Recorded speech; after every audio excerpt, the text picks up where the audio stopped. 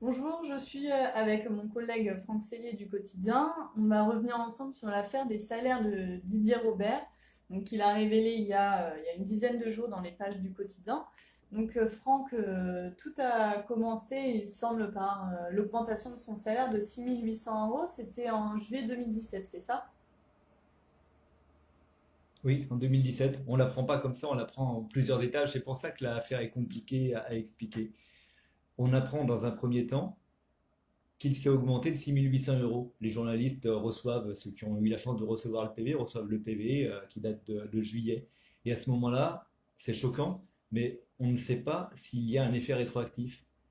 Parce que Didier Robert a cette habitude de ne pas répondre aux questions. Didier Robert est un joueur de poker, il répond en fonction du jeu qu'il pense que tu as.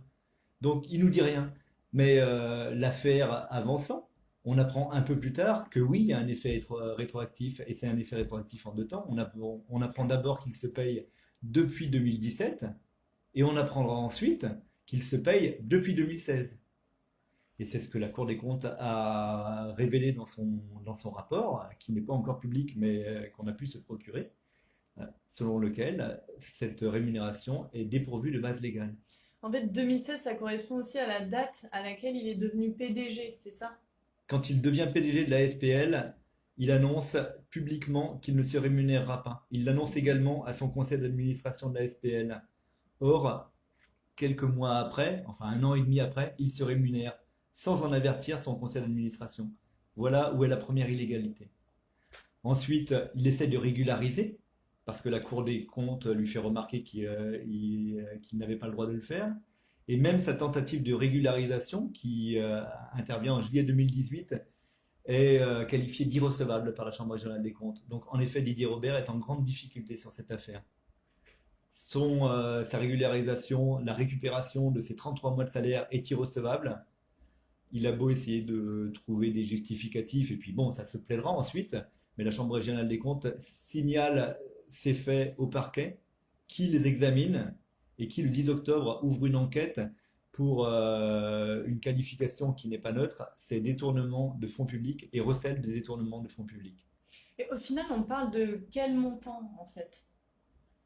Alors, quand on calcule l'ensemble des montants qui sont perçus, illégalement entre guillemets, d'après l'avis de la Chambre régionale des comptes, on est sur 220 000 euros. 220 000 euros dont une partie a déjà été perçue, celle qui va de août 2017 à juin 2018, au moment où il fait sa régularisation, et ensuite les mois qui suivent, de août 2018 à novembre 2018, au moment où il démissionne, sont aussi irrecevables. Donc là, on a à peu près 110 000 euros, c'est à peu près la moitié. Et l'autre moitié, qui correspond au tout début, où personne pouvait imaginer qu'on irait un jour les chercher, c'est aussi à peu près 110 000 euros. Et Didier Robert a imaginé un dispositif pour les récupérer également. Donc nous, on a le document comme quoi il se signe en sa faveur 110 000 euros qui correspondent au salaire non perçu. Mais il a bien prévu de les percevoir d'une façon ou d'une autre. Oui, parce que Didier Robert, lui, conteste ces faits-là et il assure n'avoir jamais empoché ou eu l'intention d'empocher cet argent. Voilà, on est sur ces 110 000 euros-là. Il signe le document comme quoi il les sort des comptes de la SPL des musées, mais il a décidé également de ne pas en profiter personnellement. Donc il met en place un dispositif qui est, à mon sens, fumeux, de les reverser à une fondation qui n'a pas encore été créée. N'empêche, cet argent avait toute sa place dans les comptes de la SPL des musées qui en a bien besoin pour mener ses projets et garde place dans une espèce de fondation qui n'existe pas. Et alors, du coup, par rapport à cette enquête, toi, tu as été pointé du doigt par Didier Robert, par ses sympathisants qui disent que tu n'as pas fait un travail sérieux de journaliste. Est-ce que tu peux nous expliquer un peu comment tu as mené ton enquête? Qu'est-ce que tu as fait exactement? Alors Combien de voilà, oui, temps? ça m'a mis assez en colère d'être pointé sur le mot empocher le chèque.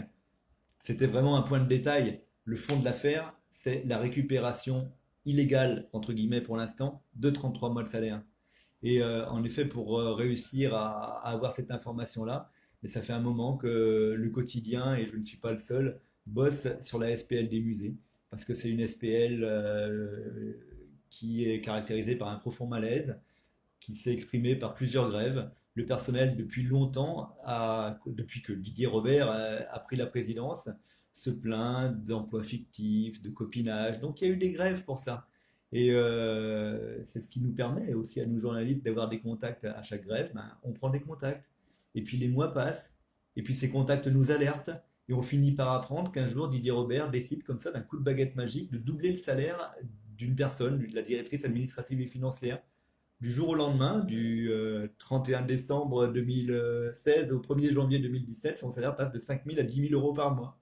Quelques mois après, cette personne est remerciée par Didier Robert, mais c'est un arrangement, une rupture conventionnelle très avantageuse pour cette dame-là. Et qui la remplace, cette dame-là? Son propre mari.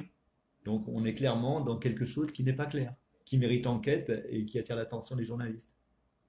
Et d'ailleurs, tu n'étais pas le seul sur le coup, parce que d'autres médias étaient aussi sur cette affaire, à traiter cette affaire.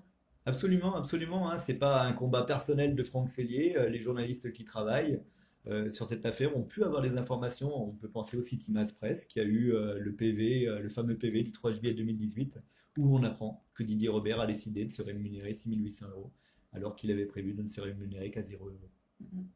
Bon, bah, merci Franck. De rien.